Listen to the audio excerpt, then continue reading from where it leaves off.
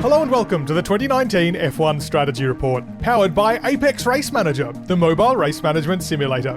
My name's Michael Lamonato, and this is round 13, the Belgian Grand Prix. Charles Leclerc dominated qualifying to take his third F1 pole position by 3/4 of a second, but Ferrari had none of that same pace advantage in the race, and Leclerc was forced to soak up pressure from a fast-finishing Lewis Hamilton to claim the first win of his career. To help unpack how Leclerc finally won in Formula 1, I'm joined by BBC 5 Live F1 commentator Jack Nicholls. Jack, how you doing? Good. How are you? Terrifically well. Yes, we've got Formula 1 back, and I was so nervous going into this weekend because we had such terrific 4 races before the break. Surely Formula 1 couldn't keep it up, but well, happily it has. Yeah, it was entertaining, wasn't it? It wasn't, it wasn't an absolute thriller like sort of Hockenheim or something like that, but it was just a good, solid race, wasn't it? You know, it was just a good Formula 1 race. Who's going to win? Don't know. Nice fights. Job done. Just a good square meal. Everyone went home. It was fine. Yeah, exactly. It all worked out. I do wonder at what point in the next 18 months we won't keep referring to, it wasn't Hockenheim. Like that's going to be the bar for not sure how long. I mean, it was a very good race. Maybe that'll always be the bar. Did you like Hockenheim? Because it's weird. There are some people who love it and think that's one of the greatest races of all time, and some people who think, well, it was just wet and there was a stupid runoff area that was all covered in soap. So, is that actually great F1? I don't know. I don't know which side I fall on, to be honest. Yeah, both very succinct summaries of exactly what happened in that race, I think. I mean, it was immensely entertaining, I thought, but in terms of it, I think I preferred Silverstone this year. Agreed. Because Silverstone showed more sort of driver skill, I guess, whereas there's just a lot of mistakes in Germany because it was wet. Yeah, I'd agree with that. It's good. I'm glad we started on agreement anyway. If anyone doesn't agree, actually, I don't even have an email address for this show, so you can't write in, but Twitter, I guess. That's where all the abuse normally goes. We started the second half of this season, obviously with Belgium, and we've got Italy coming up this weekend imminently, and both are what we've predicted and has so far come true, Ferrari circuits. These are tracks that really favoured the Ferrari car because Ferrari's all about engine speed this season, making Enzo proud, I suppose. It's a shame about all the other tracks, but that certainly came to the fore, not only during practice, which they dominated, but Charles Leclerc in qualifying, 3/4 of a second faster than anybody else. I mean, that really set the tone for this weekend. That was quite astonishing, really. I think more than anything, it set the tone for Sebastian Vettel's weekend because Ferrari had such a straight line speed advantage. We saw it in the race when Hamilton was, within DRS range of Vettel, but just didn't seem to close in at all. It was unbelievable. So that advantage at Spa is huge. And that's what they had, and so that wasn't too surprising to see them that far ahead in qualifying. We knew on Friday after the race runs that Mercedes were looking like they had a decent race pace, but Leclerc being 7/10 ahead of Vettel, and Vettel, being 200ths ahead of Hamilton in qualifying, and then unable to beat him in the Grand Prix. It sort of, was it a superb job by Leclerc, or was it a pretty poor weekend at the office for Vettel? I guess we'll never know. Well, what is your read on this dichotomy across the whole season? We didn't get the championship element of this Ferrari fight this year, obviously. It's obviously by round 13. We know this very much. But we've had these weekends where I guess when Ferrari has looked kind of good, and certainly looked very good this weekend, Leclerc feels like he's been a couple of steps ahead, and Bahrain comes to mind, obviously being the last race he probably could have won, and probably Azerbaijan had Leclerc not crashed, of course, and that sort of seems like a self-defeating argument. But it feels like when Ferrari does hit its stride, only one of those two drivers is taking it with him. Yeah, you're right. I mean, there's been so many Grand Prix this season where Ferrari have been on the pace that it's amazing that they're not, involved in the title fight in any way, and that Verstappen is still ahead of them. I mean, like you say, you think of Bahrain where Leclerc should have won, Azerbaijan where he was quick, Canada, Vettel was on pole, Austria, Leclerc was on pole, Hockenheim, Ferrari were looking quickest but didn't get it done in qualify. Well, they didn't even get to qualify because the cars broke down. So that's a good old chunk of races where Ferrari have been there or thereabouts in the mix, but they just have nothing to show for it. And you're right, I think Vettel was helped. Leclerc got not messed around a bit at the start of the season, but things would, you think of China with the sort of team orders stuff, where Leclerc wasn't, I don't think he was treated badly, particularly. I think the team orders sort of made mostly sense when they were happening. But you're right, Leclerc's really hit a sort of run of form to the point where he's now 12 points back from Sebastian Vettel, where it was a lot more. So, and Leclerc's had 2 retirements, and Vettel hasn't had any. Didn't score any points in Silverstone. But look, Leclerc's a really exciting talent. We all sort of thought that, watching him in GP3 and then Formula 2, and then looked pretty exciting in Sauber last year. But he's only beating Marcus Ericsson. How impressive is that? Now we're really seeing what he can do, and him and Verstappen are the future of Formula One, really, aren't they? Yeah, I mean, what an exciting future that creates. Not to mention, of course, we've got some young guys coming up as well, and to think they're already there at such a young age, already fighting for, well, maybe not quite the championship yet, but maybe that's no fault of their own, really. It does make you think that we've got a lot in store for the next couple of years. If only anyone could actually catch Mercedes. One day we'll get an answer to that question, I guess. Well, Verstappen's 21. And by the end of the year, he'll have 100 race starts. It's unbelievable. I mean, I've had nothing close to that level of achievement when I turned 21. So I don't know. I mean, almost hate watching it because it just reminds you that what did you do at 21? I don't even know. I would have had my driver's license. That's pretty good. Oh, no, well done. Yeah, oh, thank you. No one's actually ever congratulated me on before, but it's nice to know. It's interesting, considering Ferrari's one-lap pace, how dramatic the long-run pace on Friday practice really turned against them, essentially. And I guess this speaks to the idea that they really are all engine and not much else. The car doesn't, in general terms, really work that well, sliding around a lot on a circuit that, of course, is low downforce, but relative to the Mercedes, that car is just producing so much less downforce that it's to its detriment. He made some changes after qualifying that kind of helped a little bit, but kind of like you alluded to earlier, while Vettel was able to really easily pass Hamilton on that first lap when he fell behind him at the first corner, wasn't really able to sprint away, and Mercedes sniffed that something could be on despite the fact they had such a lack of straight-line speed. I mean, it's a positive result for Ferrari overall, but really in the grand scheme of things, it doesn't really point to necessarily a revival or anything like that, does it? No, well, I think they've been... The sort of story is that they've been struggling, with this car, because with the... essentially the effectiveness of the aerodynamics, so they're getting more drag than they actually get downforce when it comes to the corners. So I think that's because the logical thing here, if they've got that much of a speed advantage down the straights and they're struggling that much in the middle of the lap, well, just stick on more downforce, so you're sort of a similar speed to Mercedes on the straights, and then you've got more grip in the corners, but their downforce isn't as efficient or effective as the Mercedes car. So that's why you end up in this weird situation where they're flying down the straight, and part of that is probably the engine as well, of course, but it's not like they can just crank on a load of downforce so that they're the same as Mercedes, because it's just not working like that for them. And there was a report in Automundo de Sport, a German magazine, yesterday, based on sort of some things that Ferrari was saying, and Vettel has been saying, is that basically Leclerc can deal with that lack of grip in the middle sector better than Sebastian Vettel can, therefore can keep his tyres sort of in better condition, and as we saw yesterday, go much longer into the Grand Prix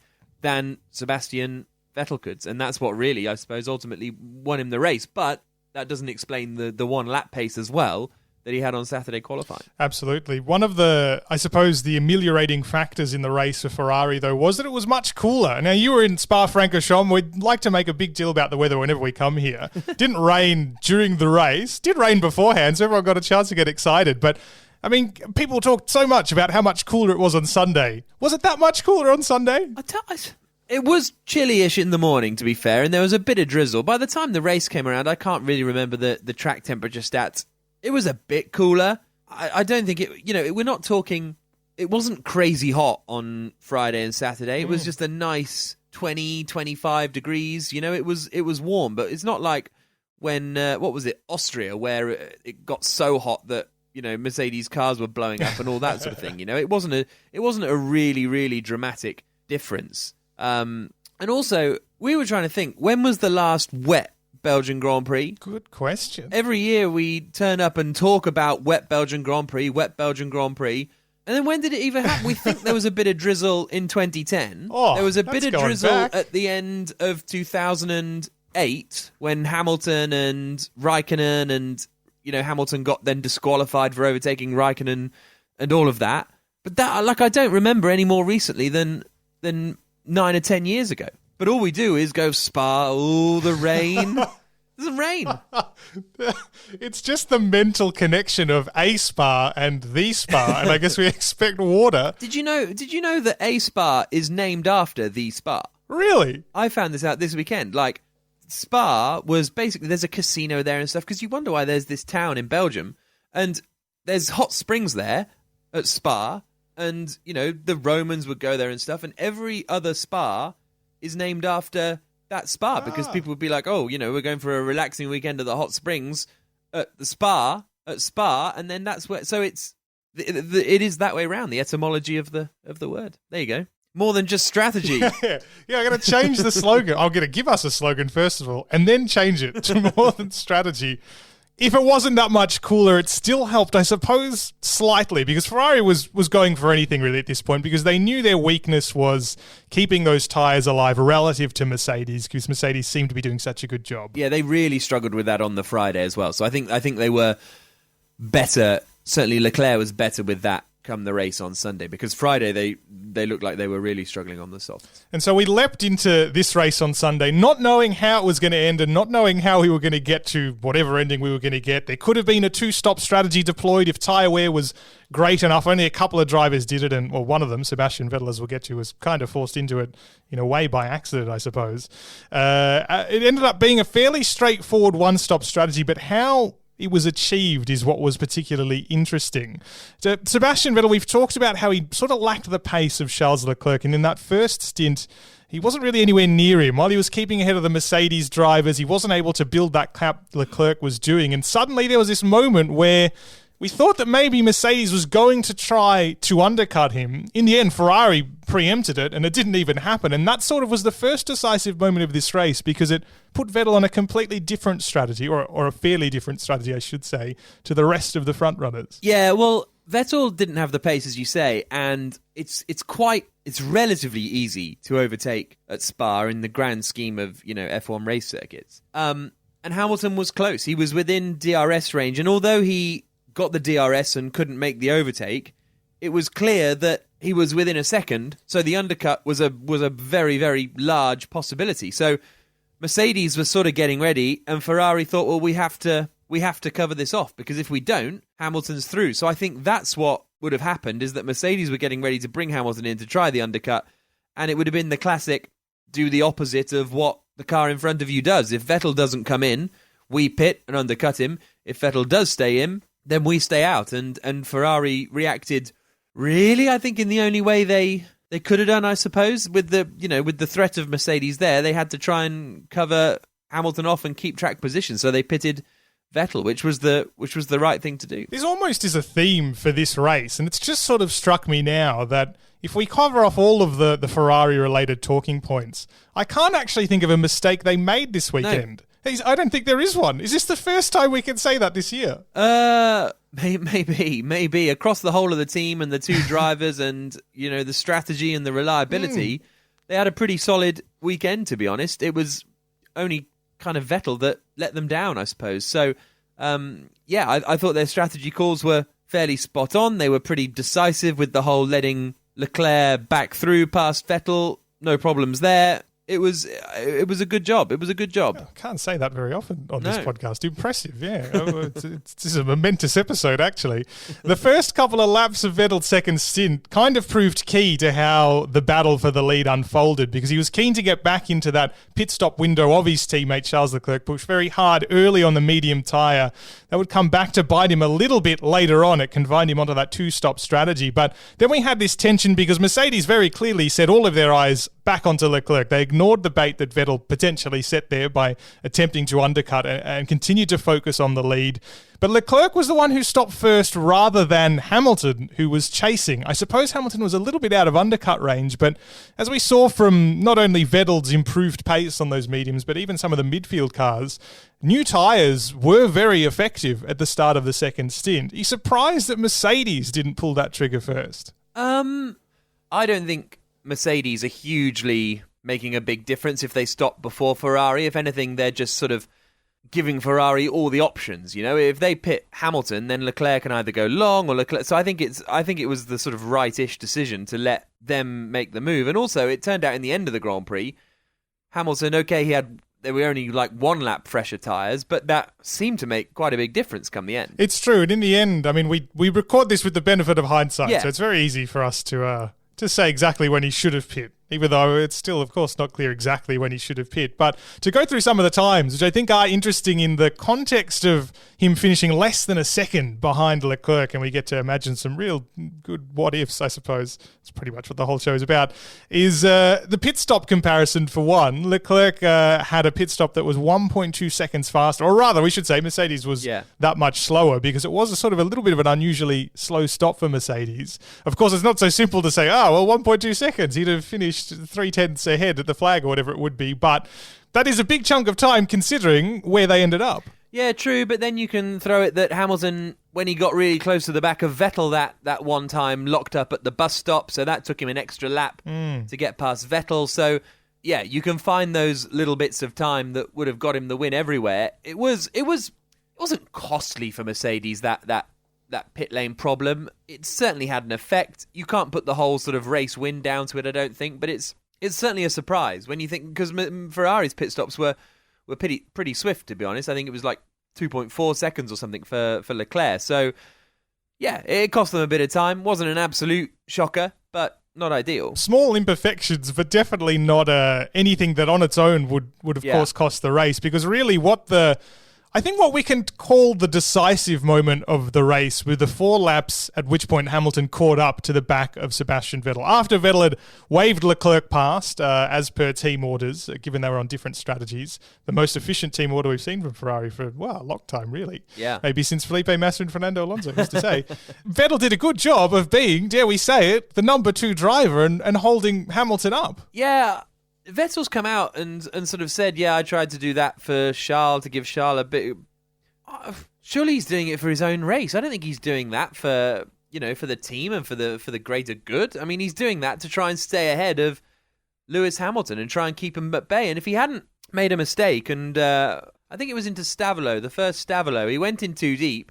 That meant Hamilton was super close and got the slipstream all the way to the bus stop, and therefore he was close enough coming out of La Source that the DRS plus being like right under his rear wing was enough to give him the slipstream. Because before then, if Hamilton's 7 or 8 tenths away, that's no worries for Vettel. He had it. I think it was Vettel's tiny mistake at Stavolo 1 that meant half a lap later Hamilton was able to get through. I don't think Vettel was, playing the wingman role there. I think that's a convenient, reason or, explanation, but I think he was just trying to keep second place, quite frankly. And that helped and gave Leclerc a bit of breathing space, but I don't think Vettel was particularly, sacrificed for it. I guess when you're in this battle in the front runners, given that one Red Bull Racing car was essentially stuck in the midfield, did rise to 5th by the end of the race, but was battling in the midfield, and Max Verstappen didn't even make it a lap. Realistically, you're only gambling with a minimum finish of 4th place, which is what he got in the end, even when he switched to a set of soft tyres towards the end of the race when his mediums really had gone. I guess you can afford to gamble when you're only going to really lose 1 to 2 places. Well, this was the thing. It's similar to Hamilton in Budapest, isn't it? Where no one else is anywhere near you. You can't get past Verstappen on track, so you just might as well pit. And that's the odd thing we've seen with the fastest lap point, for example, is that it's whoever's in last place of the front runners of Red Bull, Mercedes or Ferrari will get the fastest lap because they'll be far enough ahead to have a free pit stop. They have a free pit stop. They get the fastest lap. So that is fortunate that no one else was anywhere near them to be able to sort of give that strategy a go. Because if you had the other Red Bulls there, actually, now I think about it, you're right. Like, that would have been really, really costly for Vettel. But in the end, it doesn't look too bad. He finishes 4th, his teammates first, he's behind the 2 Mercedes, fine. But if the Red Bulls are in there, and they're looking after their tyres okay, and have some reasonable race pace, which they appeared to do on Friday, then suddenly Vettel's finishing 6th or something in a world of pain. So I think he's kind of got away with yesterday a little bit. Yeah, with having a bit of an average race. Sometimes I feel bad. I keep saying another and emphasizing it, but it kind of was another. It led to this great final chase, almost second race in a row, I suppose, considering this was how Hamilton pinched the win in Budapest. Didn't quite manage it here. I suppose in the end, it did come back down to that Ferrari straight line speed, meaning it was so hard to get an opportunity into any braking zone after a long stretch of a straight. But I mean, it must be said, and Leclerc sort of said it after the race as well, referenced that all of the near wins he had all came under this great moment of pressure towards the end of the race, whether it be a technical problem in Bahrain or in Austria where he looked like he was going to win until Verstappen charged him down towards the end, that he's gotten quite good at absorbing this kind of pressure. Yeah, well, he wasn't in Austria, but fine. Well, I guess it depends on the perspective. Yeah. It was... It's a weird thing where everyone wants Leclerc to win. Like, I think everyone apart from Mercedes wants Leclerc to win. And I think now he's won a race, I think that'll be different. But you want to see the exciting new guy get the win. And he was robbed of it in Bahrain.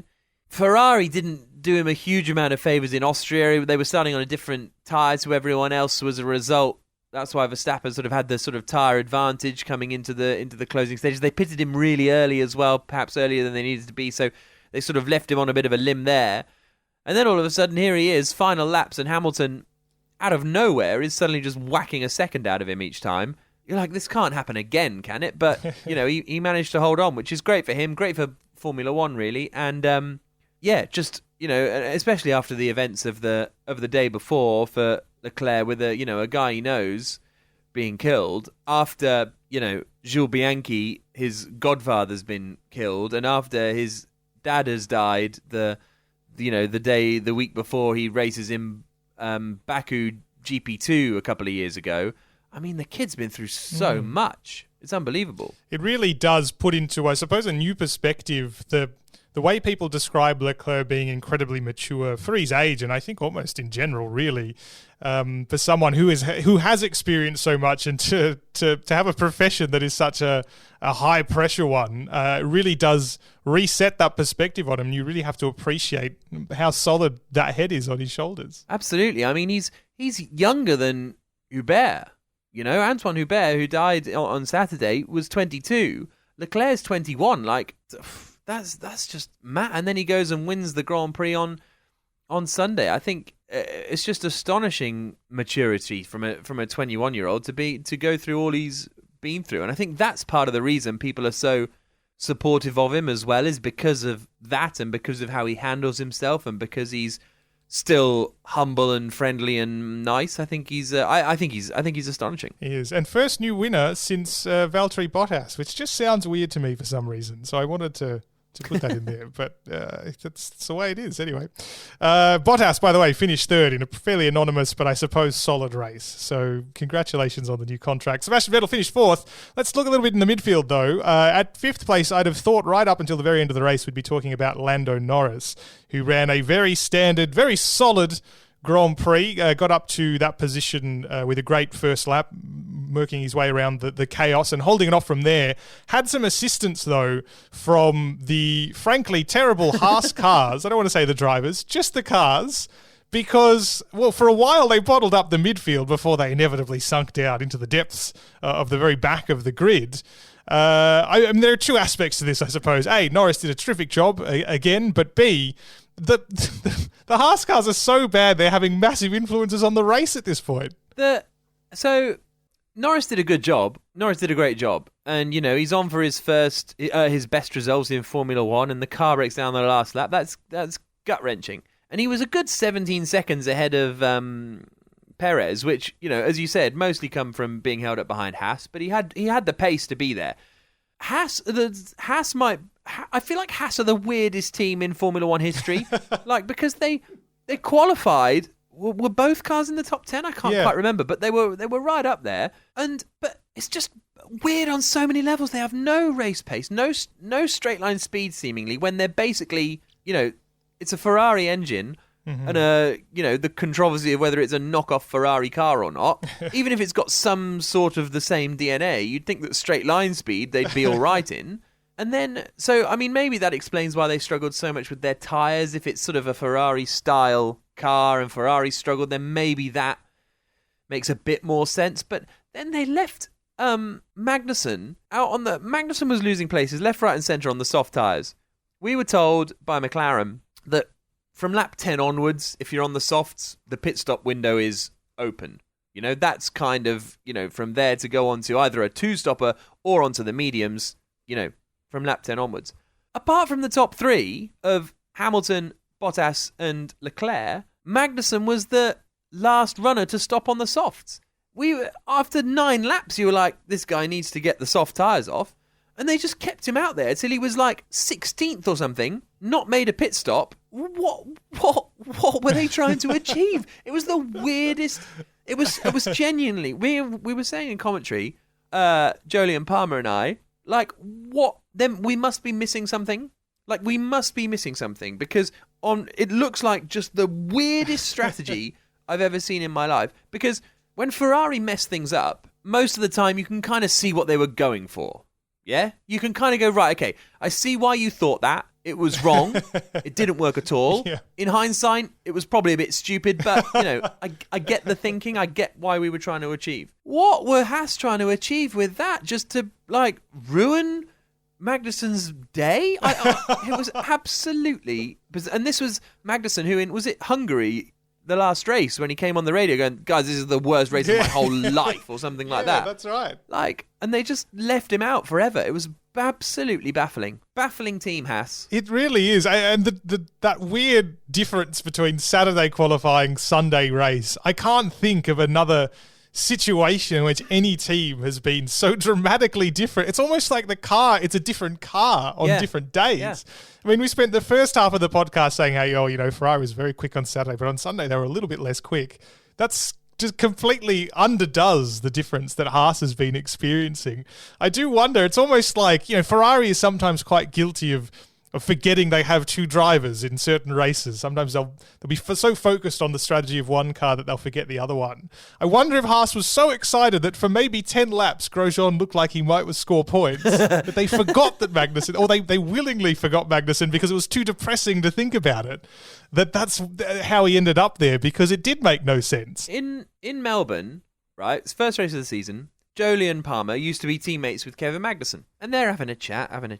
And I go, what do you have a chat about? He's like, K-Mag is buzzing. K-Mag is absolutely buzzing. He reckons they've got a car that is, you know, best of the rest, maybe challenging Red Bull if they sort of really hook it up.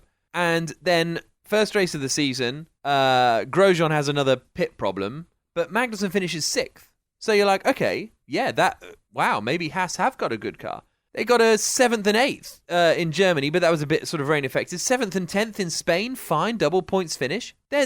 Only Williams are behind them in the championship. They are the worst, slowest, baddest in races team on the grid, demonstrably by points, but sometimes they've got the 4th quickest car. It's honestly so weird. It's going to make incredible Netflix content. That's all I know. Because if you thought last year was good, this year is going to be much more interesting. I'll have to do loads of rubbish fake commentary for them as well. You know, I've been, at first when I was starting watching that series, I was trying to pick which ones, if they were real or not, all the commentary. And then by the end, I was like, I don't think anyone went into the US Grand Prix talking about how much Renault really wanted to finish 5th in the constructors' standings.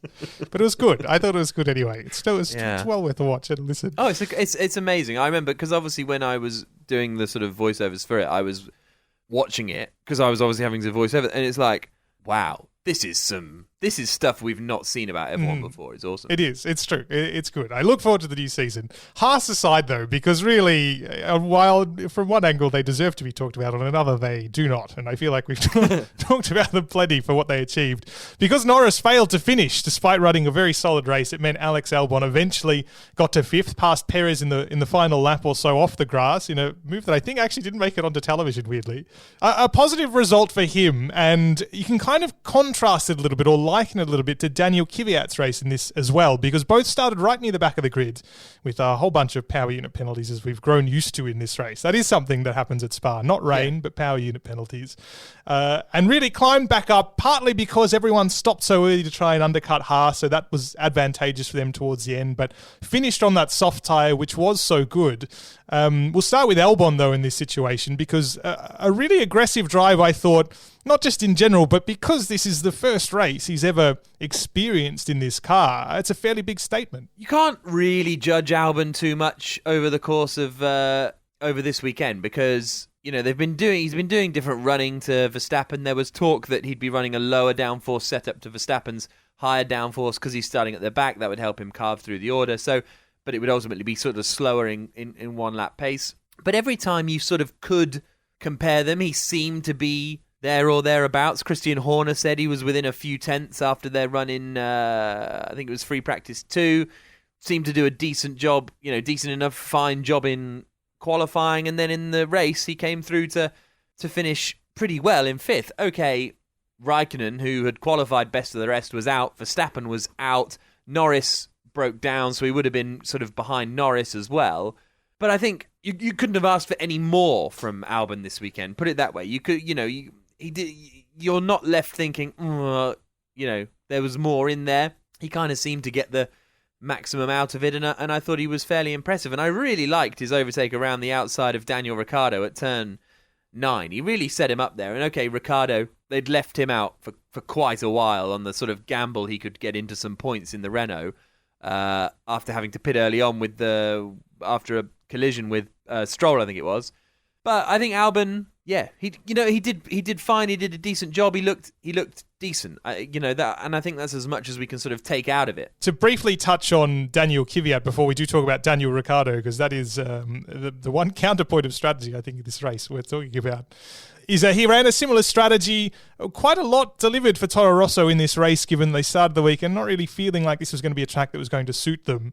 I guess overall we could say as well that this was a good test for Honda, and I think they more or less passed it. Yeah, I would say so. We didn't really see the Red Bulls were there or thereabout. In fact, I think that Verstappen tended to be a bit quicker in Sector 1 than the Mercedes as well, to be honest with you. So I think Honda, I agree. I think they passed the test. We'll see a bit more in Monza next week. Kvyat, did a good job. Him and Gasly to both score points, having been so far down, on the grid was a good effort. I think they made a lot of ground in the opening laps, and like you say, that because they weren't directly involved in that 7th place or whatever it was queue behind the Haas guys, they could extend and go longer and then come in later and have fresher tyres towards the end. So no, I think Kvyat did a good job and Honda did a good job, and I think now Honda are very much a reputable engine manufacturer in Formula One now. It's no longer, Mercedes are the best,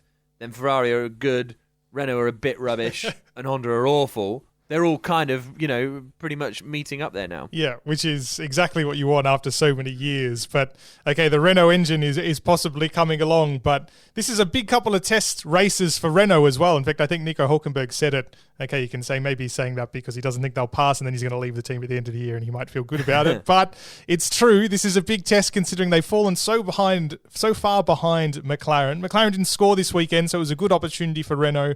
They picked up a couple of points with Nico Hülkenberg. Yes, Daniel Ricciardo was involved in that first lap crash that required him to stop on lap 1. But you cannot help but feel that this was another race in which Renault did throw away points with a weird suspect strategy, because by half distance, he was right behind Antonio Giovinazzi. And Giovinazzi hadn't stopped at that point. He did stop. He was in the points until he crashed, of course. And you can't help but feel that had Renault only then run conventionally, there could have been points on the table, but instead, they felt a weird need to gamble. Is this more of an extension of this weirdness that seems to be surrounding Renault, that they can't quite pull it together in the way that they should be able to? Yeah, I mean, again, this is a bit like the sort of strategy decision I was talking about earlier. Like, this isn't a Haas, what are you doing? This is more of a, you've made your one pit stop, or you've made a pit stop with Ricciardo, very early on. Can he get?